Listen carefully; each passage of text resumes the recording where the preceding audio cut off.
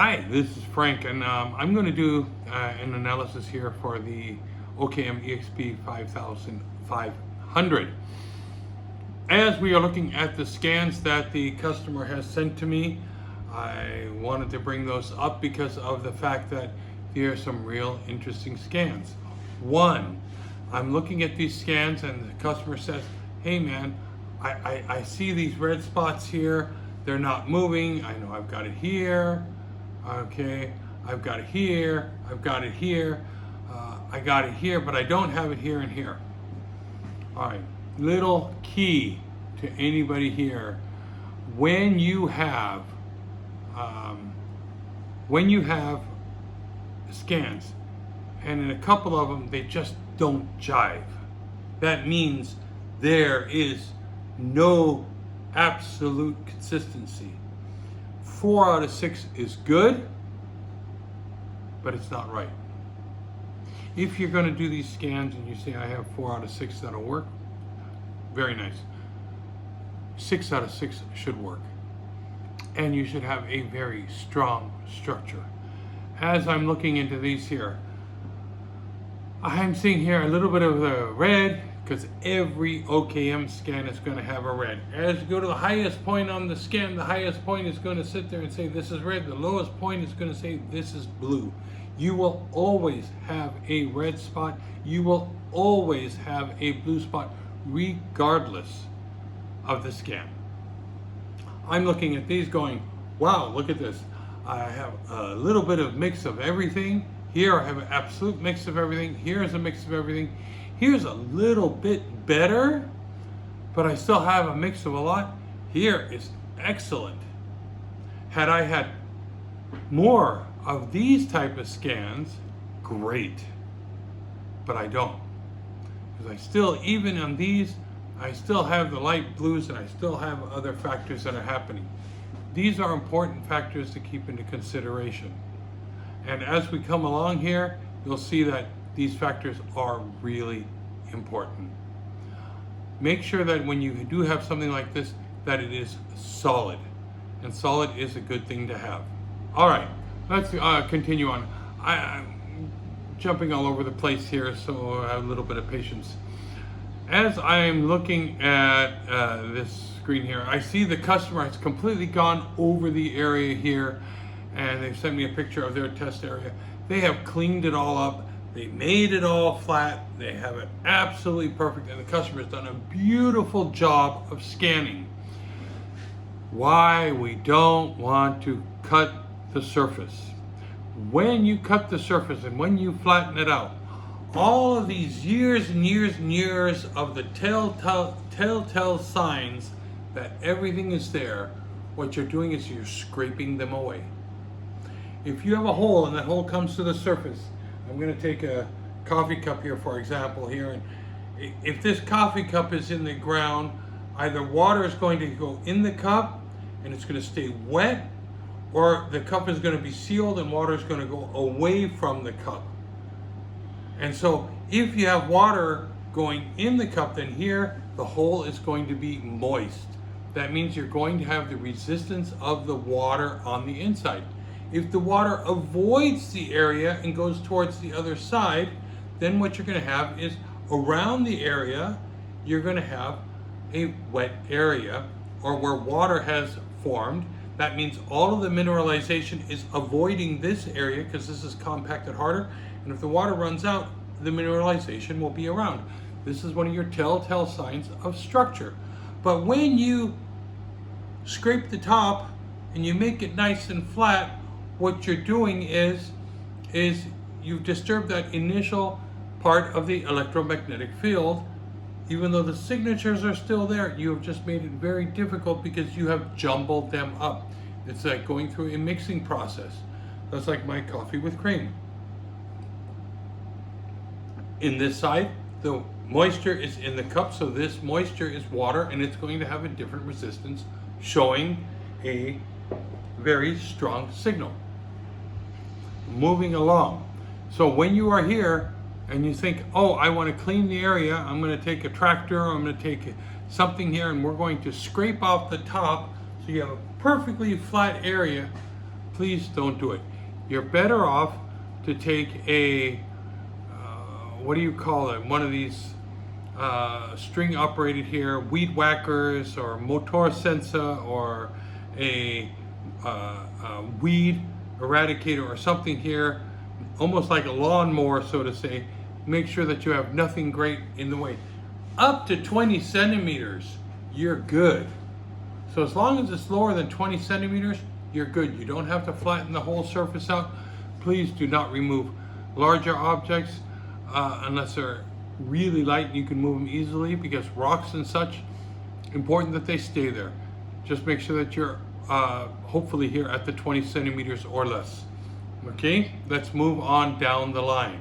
As I'm looking here, the customer's also given me a couple of diagrams on how he did his scans here and the control scans. These control scans are critical.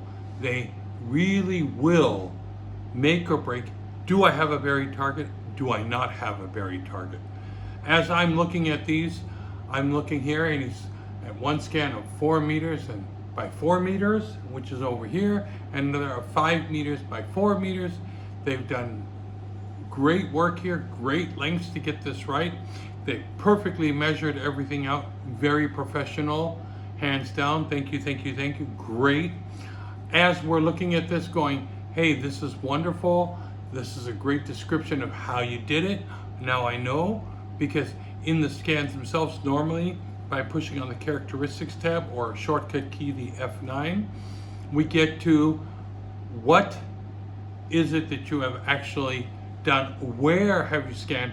What kind of soil? What kind of terrain? The simple little picture, like the one shown just previously, will describe a lot. And pictures like that will tell me exactly, look, here is the terrain, here is this, here is that. If not, please put it in the information. Let us continue on, and I want to give some tips and tricks here to the general. We want to do the analysis here and get this all straight. One of the things to look at, come over here and I'm on the filters tab, okay? I go through the different tabs. Here we have the modifiers in the English language. And as we look at the modifiers here, we have interpolation and multi-sensor alignment. This is for the eXp 5500. For the other systems, you will not have the multi-sensor alignment, but the interpolation you can have. I want to take a look here as I delete the interpolation. And I'm going to take care of the interpolation on this one here. And so you see here the filters. You see how this all of a sudden changed?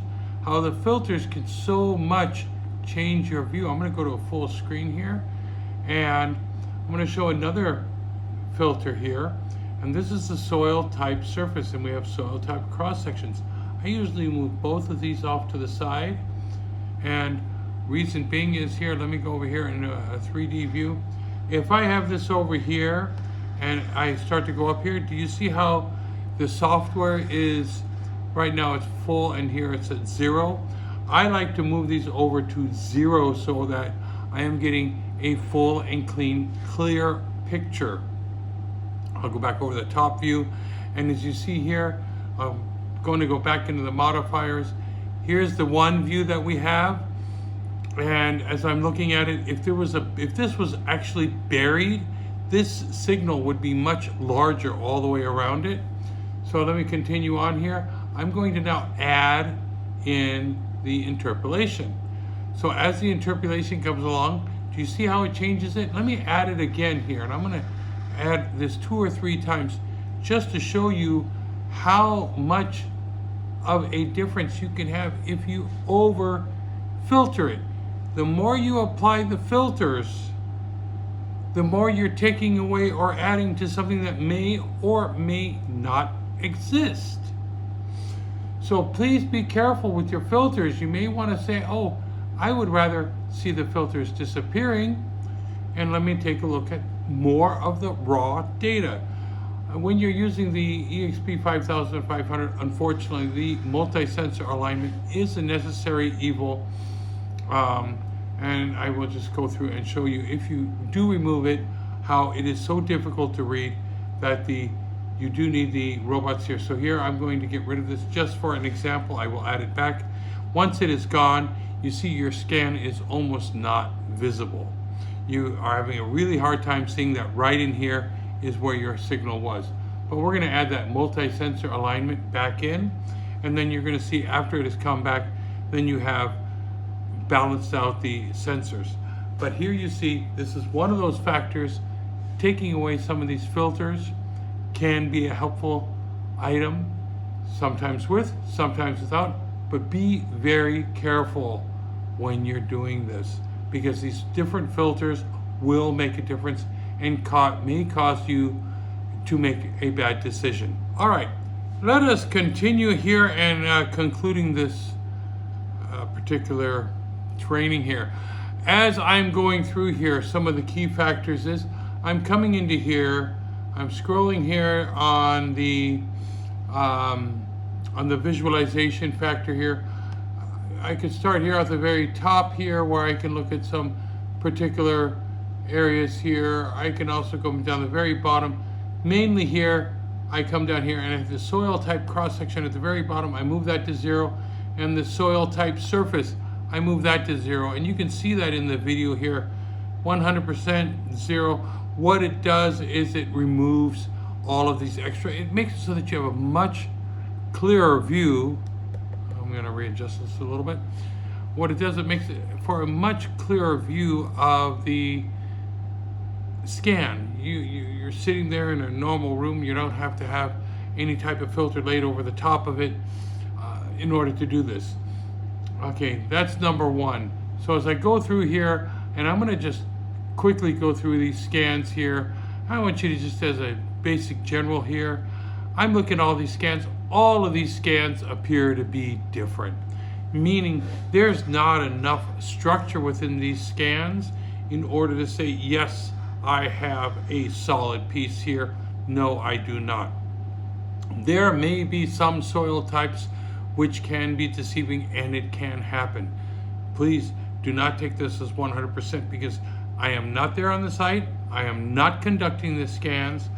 I am not a certified geologist where I can go through and say, oh, take a look at what we have here. And I've not done any laboratory soil samples. All very important factors. With all of these other factors put into place, which you can see here, for example, on this scan, if I were to remove these soil type cross sections, you see this here, on how much easier it is to identify a target. Same here. Getting rid of these will really help you into saying, hey, I have a little bit clearer image of what is, and when it's clearly written, then you can see that much easier, and you have a much easier way of doing your analysis and survey. All right, this concludes this, and for further questions, just like I said, write me a private message, click subscribe, or join me on my Patreon so that you can also be a part of this. All right, thank you very much.